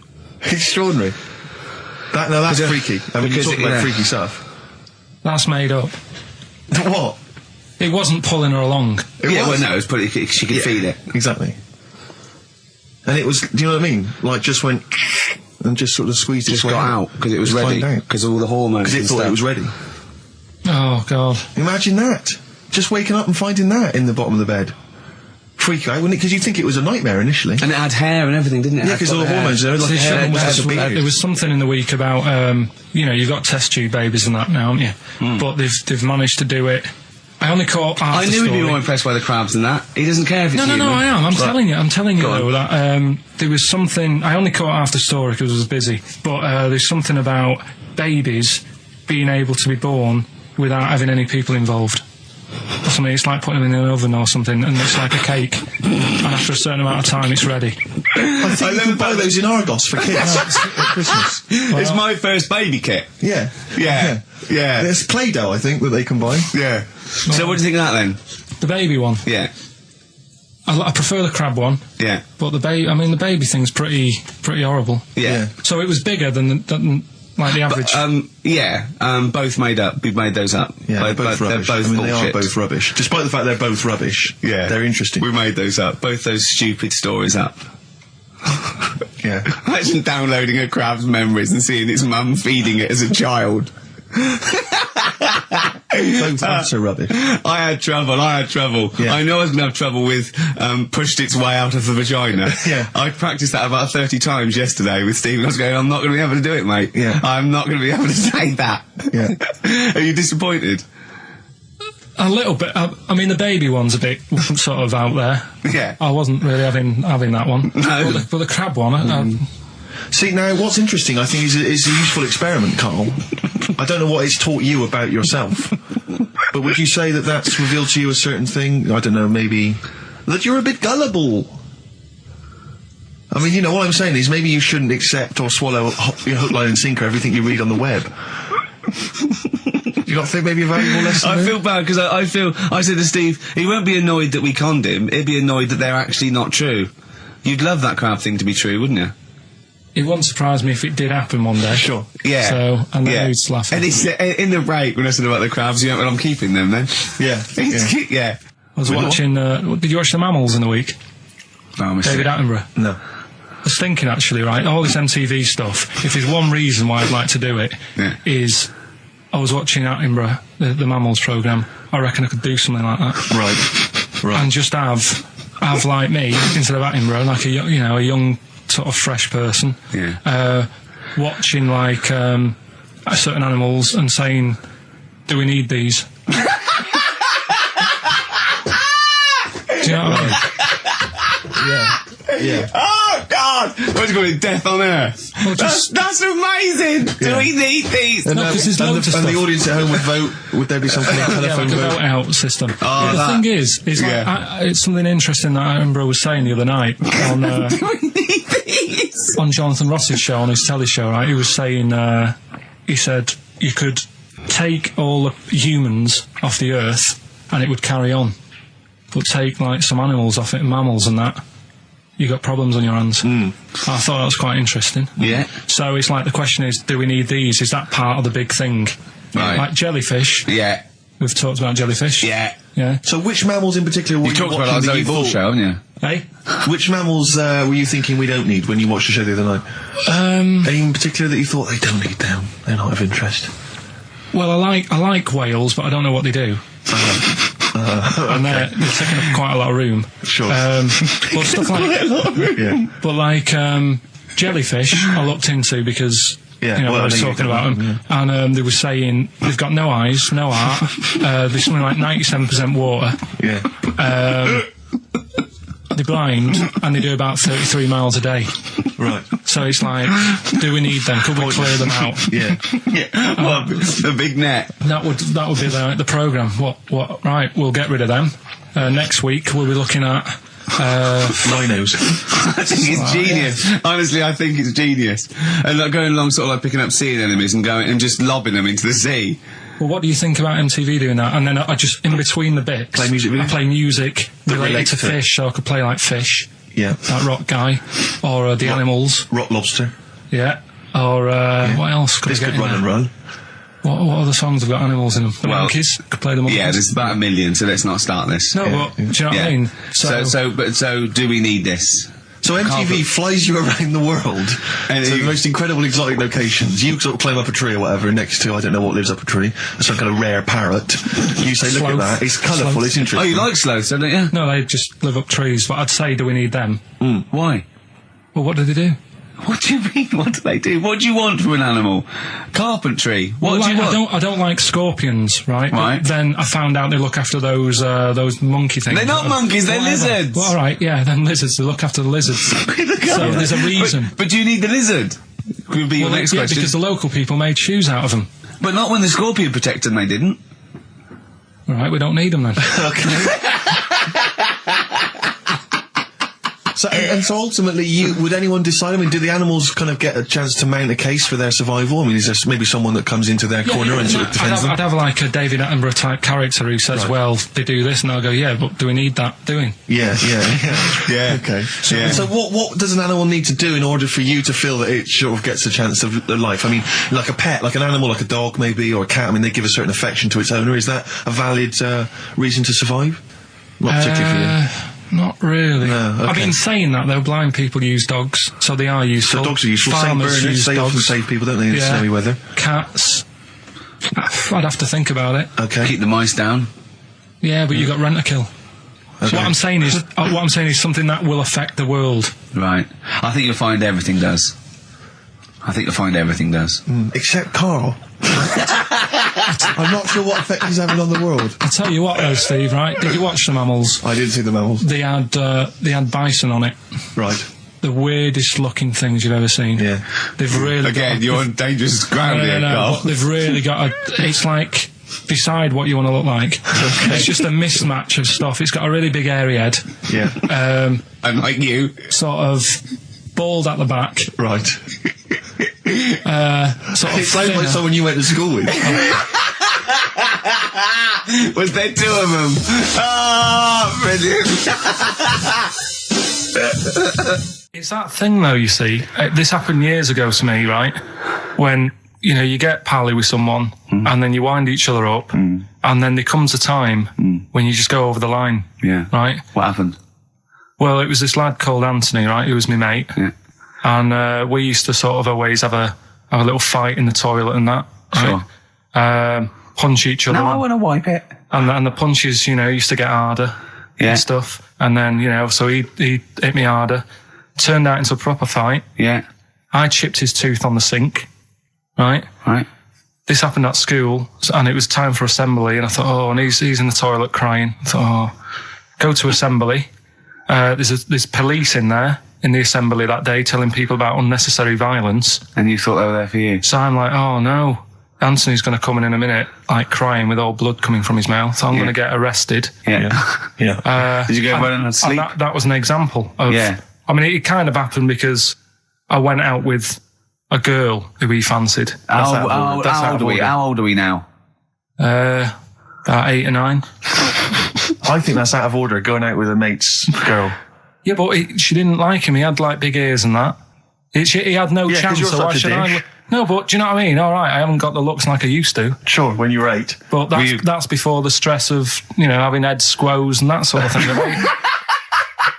I have aged a lot. Having your head squoze. I love your own grammar. Yeah. I know, That's the past tense, is it? Squeeze or to have squozed. Oh, he did squoze his head. Yeah. Oh, brilliant. So, what about a bit of Bowie? Bowie? Be my wife. Carl, I'm asking you. Let's make I think it we up. can squoze that in. Be my wife, Carl, come on. You've been voting in all week, sending your emails. So here's the clips that you wanted. So, would you like to start on your to Steve, because I've heard all these. We won't do them all. Well, we'll start off with the Mr. Freeze. Tell Steve the story of Mr. Freeze. This is the first time he nearly died. This is the most serious of the lot, really. So, what it was, do you know, like, don't know if your mum and dad did the same thing, but like they do the weekly shopping on like a Friday. Yeah. So when you got to Thursday, there wouldn't be much stuff left in the cupboard. It'd just be like, your Jacob's crackers and stuff like that. So when they'd been to the supermarket and they came back, I was like, what's that saying? Like a pig in. I loved it. It was like loads of food coming in, loads of biscuits. What is that saying? He nearly said pig in shit. Right. Is that the saying? Yeah. Right. So all this food comes in. Thank God he didn't. Otherwise he'd have been in trouble. That's true enough. Because he's culpable for our actions because he's the producer. So technically, that twat's in charge. Go on. Right, so anyway, there's loads of food, and I'm like, oh yeah, look at this, and chocolate biscuits, and, penguins and stuff. Bacon. And bacon. Just in case, you never know. So anyway, my mum and dad's putting the food away. Me and our kid are like, he's already grabbed something, gone back upstairs. It's like feral children. It's like a quest for fire. And then they run upstairs. What did he just sit under the bed, gnawing at some sort of pig's trotter? So I saw, do you remember Mr. Freeze Pops? I do, yeah. So they're kind of like popsicles, icicles. Yeah, but really long, like a foot long, right? Yeah. So I thought, I'll have one of them. So I grabbed it. Went for the nutritious stuff first. Absolutely. And like my mum and dad are putting this stuff away and what have you. And I rip it open and knock it back. Right, straight away, just right back like Swallow that. Swallow it straight away, yeah. But it went down the wrong way, right? So I was down your shirt? So I was like, oh God, I can't breathe. And my mum and dad didn't even know what I'd ate. Do you know what I mean? I ate it so quick. Yeah. And I'm sort of tapping my mum on the back, going, and she's going, oh God, he's choking again, because I was always choking. If it was one thing, I don't know if I've got like a small throat, but I mean, even Ricky knows I can't drink that much, can I? Yeah. Do you know, or eat pebbles. I'm not a quick drinker. I'd always, I think I'm scared of like swallowing stuff. Yeah. And it was like bottle tops and mint imperials and stuff. I was always choking on stuff. Oh, jeez. So anyway, she's going, oh God, what's he picked up on it now? Drop it. So, hit his nose with a stick. So I was going, I'm choking. At this point, my dad had I think he'd put his share away, his food away, and he'd gone. His share, I love it. He'd gone to watch Winner Takes All or whatever in a lounge, and I was in the kitchen, and I was starting to I didn't care anymore. Do you know what I mean? I just got to that point where I wasn't struggling anymore. You just thought, I'm done for. I just was falling to the ground.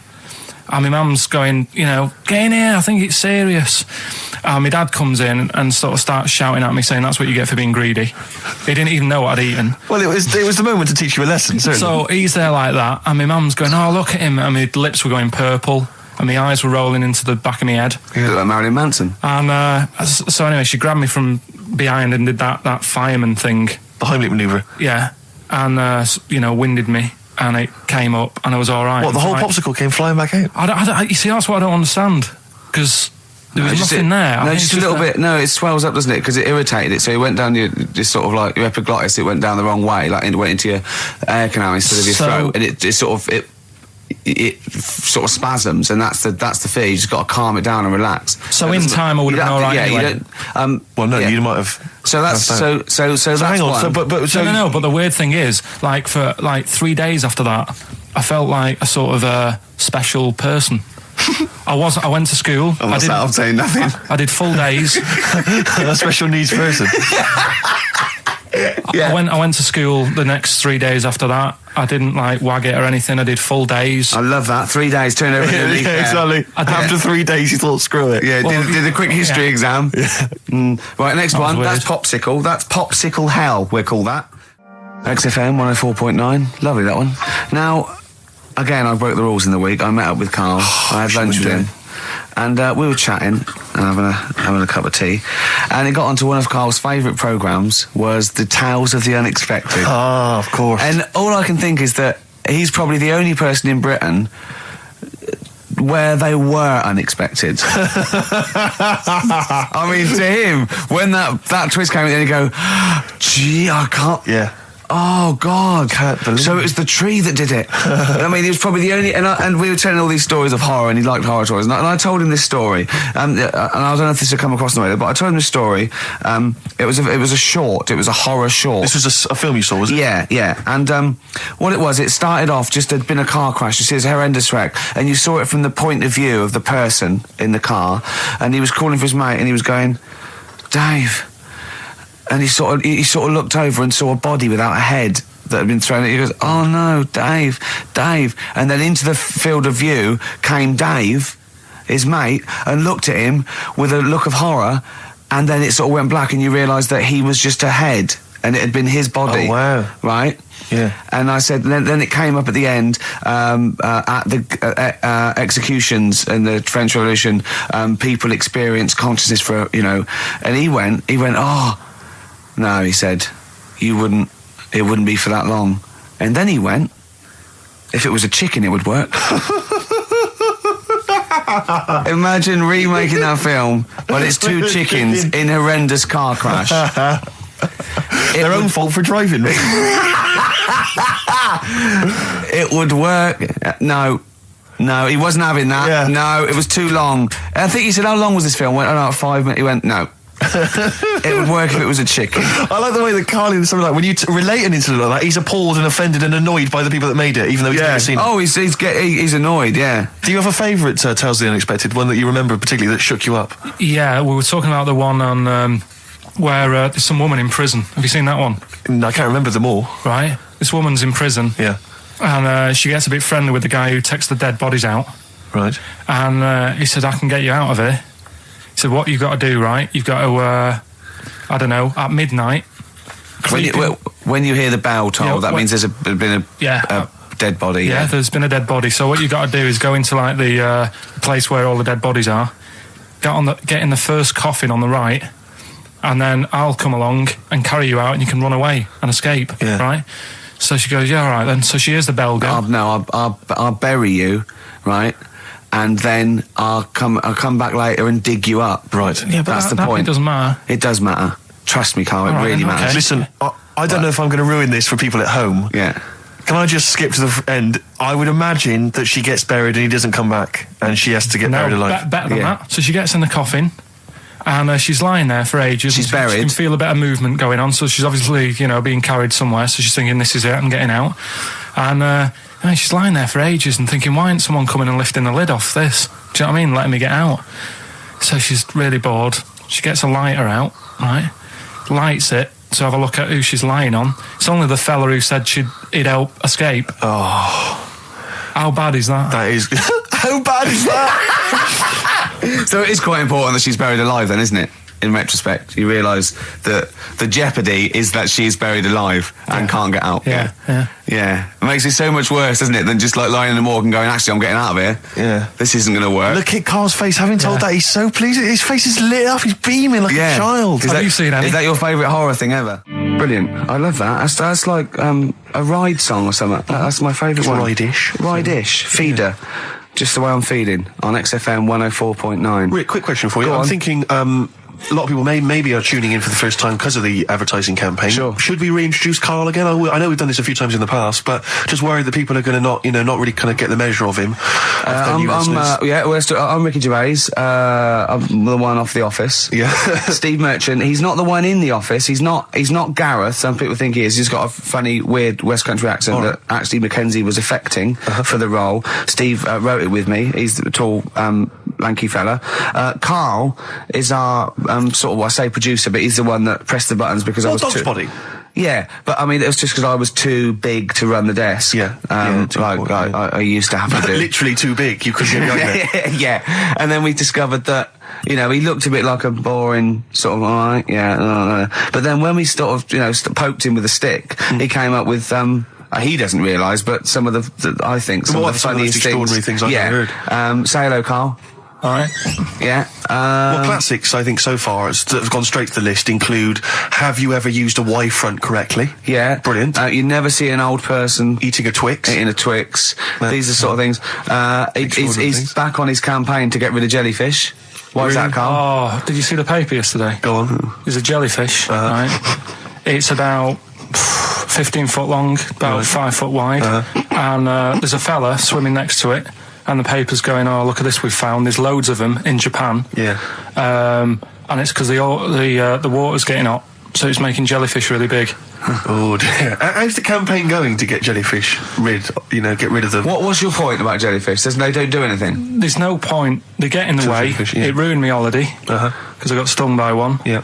But you think the same thing about Liverpudlians, and we can't just go around, you know, wiping out things that ruin your holiday. Well, let's do the jellyfish first. And then we'll move on to the Scousers. Yeah. But yeah, I don't know what they do, and I'm trying to look on the internet. I've been busy this week. You're jellyfish now, not Scousers. Yeah. You don't know what I don't know what they do either. To sort of try and work out what would happen with the sea if it didn't work, because they say, like, if there's What? no... See, this is what we're talking about. People who've listened for the first time, they've got to listen to every word you say. You want to find out what would happen with the sea if it didn't work? If jellyfish weren't in there, do you know what I mean? Because stuff like coral, apparently the sea would be in a right state if you didn't have any coral in it. Fish, do you know what I mean? I always worry about how many fish we're sort of eating. Because you go past... Sorry? No, do you know, like, you go in Marks and Spencer's or Selfridges... There's loads of fish in there. And there's really fancy stuff that you think they've killed that, and it looks good on the counter, pretty impressive. Yeah. But is anyone going to buy it? Yeah. Do you know what I mean? It's a big, like, a shark sat in ice. Yeah. And you go, yeah, they've got like, a lot of fish... For sure you won't go around the Tate Gallery. Do you know what I mean? I've never seen a big shark sat in ice in Selfridges. They do it. And it's like, you go in the morning and you can go back at night and the same shark sat there. Yeah. And it's... So you know it's the same shark, do you? It's the same one. So what, same face? Are you sure he just hasn't lost his mum? And he's just like, he went shopping with her Christmas shopping and he's just like, he's stranded, he doesn't know where, he's just waiting. You know I'm right. I've never seen a shark in Selfridges. Well, all right, then say maybe that's one day a week, but on other days they'll have like... Shark Monday. I think, Selfridges. Today at Selfridges is Shark Monday. Yeah. No, it's just that... So your point is that there's all these fish not being eaten. Yeah. So and they're being killed. They're taking them out of the sea, no one's eating them. And you're worried, that the sea's going to rise because the more things you take out? Well, we're just going to run out. Because the fish drink it, don't they? And that keeps the water level down. Yeah. No, well, you know what I mean. There's stuff that worries me. You're worried that... Was it you who said that you were worried that... Because, there's sponge in the sea. Yeah. But if they took it all away... No. Is that him? That's a Stephen Wright joke. Is that Stephen Wright? What was the joke? Sponges grow in the sea. That kills me. How deep would it be if they didn't? I love the fact that he confused you with Stephen Wright, who for a living purposely says ridiculous things. Yeah. Does that worry you, Carl? Well, think about that and play a record. What do you want? I'd love to. A classic, a beautiful song by Simon and Garfunkel, April Comes She Will.